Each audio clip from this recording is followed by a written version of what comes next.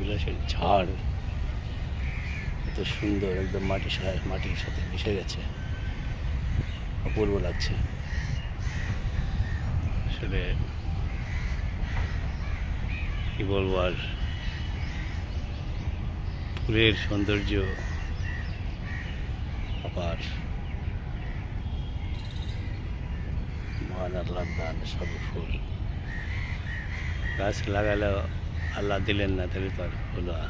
সেই জন্যই সবসময় আল্লাহর কৃতজ্ঞতা বা মহাপ্রভুর প্রতি নত যেন হয় আমাদের কর্তব্য।